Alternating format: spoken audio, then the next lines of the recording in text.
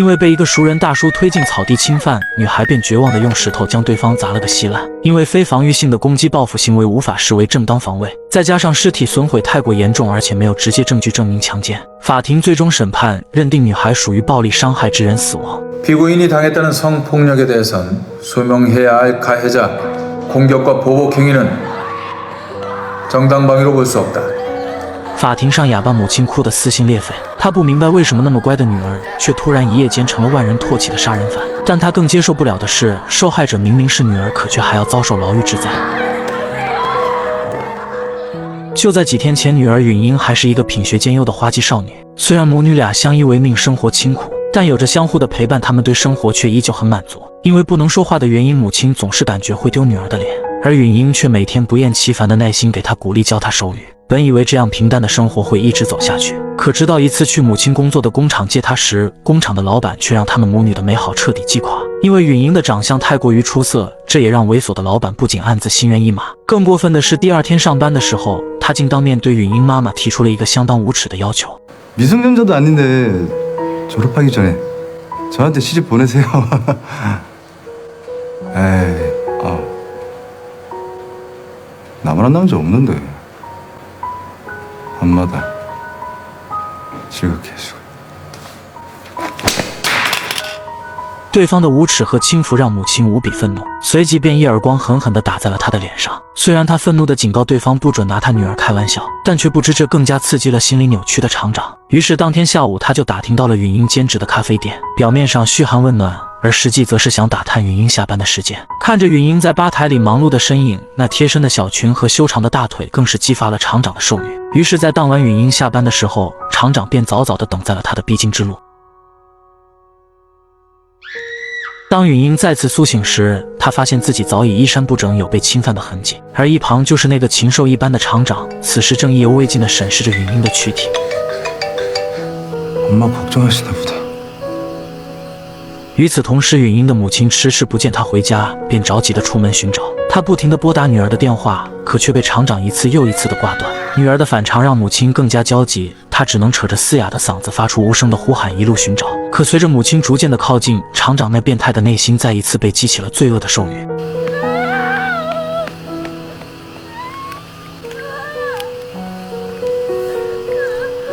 갑자기 경숙 씨가 보고 싶네.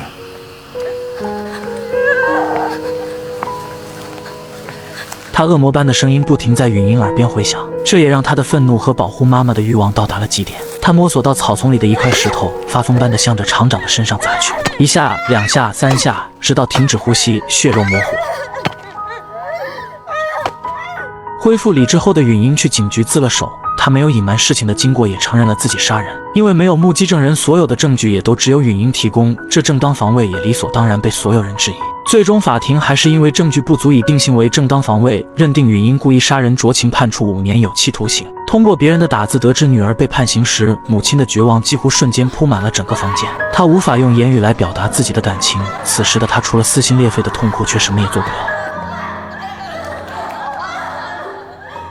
很快，允英便被转移进了监狱。一根根绳索的束缚和一闸闸紧锁的铁栏，无一不是在宣读着允英今后失去自由的生活。在这里，她被贴上了2037号标签，然后被带进了第10间牢房。这个房间有5个人，每个人身上都背负着一些过错。因为儿子被人酒驾撞死而放火烧死肇事者一家的胖姐，穿着红色死囚服的智英，之前是妈妈桑的大婶金姐，被男人伤害无数次的漂亮美女赵文，还有对父亲充满记恨的美金。 美金的怨恨尤为暴力，允英入狱的第1天就被他一顿暴揍。因为他有情绪管理障碍，所以其他狱友也对此早已习以为常。他们只是帮允英涂了药膏，并叮嘱他以后不要离他太近。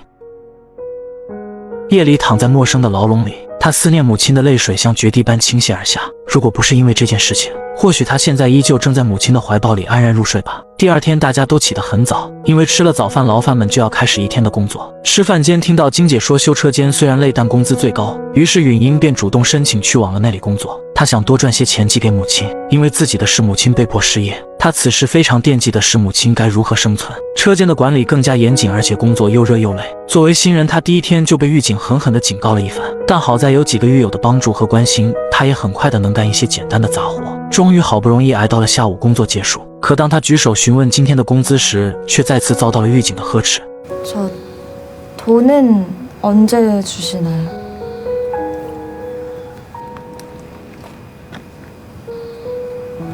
여기가 사회야? 따박따박 임금 갖다 바치게? 피땀으로 거둔 국민 세금이 당신들 첫 쓰시라고 나오는 줄 알아? 外界的打击让允英更加难以呼吸。这晚，所有狱友睡着之后，只有她久久不能入眠。见这姑娘太过于可怜，于是胖姐便走过来安慰她。她就像一个温暖的家人一样，用自己悲惨的经历鼓励她要勇敢地坚持下去。 아들이 하나 있었다. 음주운전을 한 차가 내 새끼 죽이고 도망을 친 거야. 그래서 내가 어떻게 했는 줄 아나? 나중에 자수한 그놈 집에 불을 질렀다. 근데 내 때문에 5 식구가 다 타 죽었단다. 혼자 끌어앉지 말고 편지를 쓰든 기도를 하든 뭐라도 뱉어내야 살 수가 있다. 或许有了这晚大姐的开导，允英也开始接受了现实。她开始尝试给妈妈写信，以此来寄托思念。逐渐的，因为找到了情绪的泄口，允英开始变得不那么自欺。她把更多时间放在了工作上，也很快适应了这样的牢狱生活。与此同时的另一边，比允英更痛苦的却是她的母亲。她每天都在孤独地思念自己的女儿。这天好不容易等到了探监的日子，见女儿之前，她躲在卫生间里努力地练习着说话发音。她想告诉女儿自己过得很好。然而这练习了无数次的相见，却在女儿出现的那一刻彻底崩塌。 엄마, 힘들게 여기까지 왜 왔어?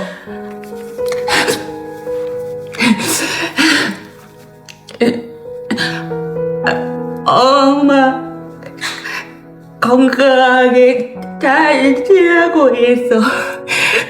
우리 나는 一个哑巴母亲为了女儿竟能学会说话，这得需要付出多大的锻炼啊！他们要的并不是荣华富贵，而只是平淡的生活。可即便是如此小的心愿，也还要被恶魔无情的摧毁。可现在他们能做的也只有等待，等待这5年阴霾的逐渐远去。然而想象总是美好的，但现实却从不会放过任何一个可怜的人们。因为一场突如其来的发烧，允英竟被告知了一个更为可怕的消息。 알고 있었나?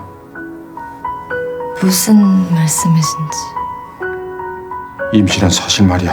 这个消息如同晴天霹雳，她怎么能接受被恶魔玷污，还要怀了对方的孩子？这一瞬间，她刚建立的防线彻底崩碎，无法接受事实的她绝望地向着监狱大门跑去。她现在只想回家，只想见到自己的妈妈。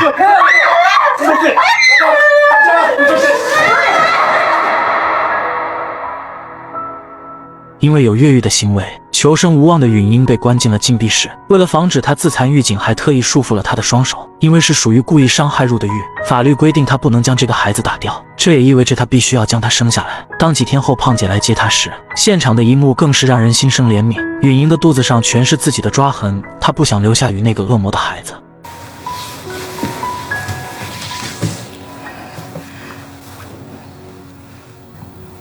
그래야지. 잘 살아야지. 允英的遭遇让另外几个狱友也非常同情，他们都在用自己的努力去给予她温暖。可允英自从禁闭室出来之后，她就再也没有过近视也拒绝母亲的探视。母亲一次次的被拒之门外，她也能感受到女儿的异常。但现在身处2个世界，即便再担心，却也无能为力。 这天在去车间工作的时候，允英找到机会抓起一块玻璃便插进了自己的肚子。然而这一幕也恰巧被美金看到，她的狂躁症也又一次被激怒。 새끼를 없애라고 했지 너 보고 죽이랬어 이 씨발년아. 죽을 용기도 없으면서 개지랄을 떨어 떨기. 뭐하는 짓이야! 这一次因为殴打孕妇美金被关进了禁闭室，而为了照顾身孕的允英，狱警则是安排她去了比较轻松的工作。几个舍友也是每天都安慰她，想尽方法帮她转移轻生的念头，并且他们还打算帮助允英重新上诉，因为只要能被认定为被侵犯怀孕，她就能合法的进行堕胎手术。 그러면 뭐 재심 청구에 기대를 해보자. 국민참여재판도 신청하면 그분들하고 판사님들하고 네 마음 알아주실 기다. 그러면 성폭력에 의한 낙태수술 허용 이것도 가능하고.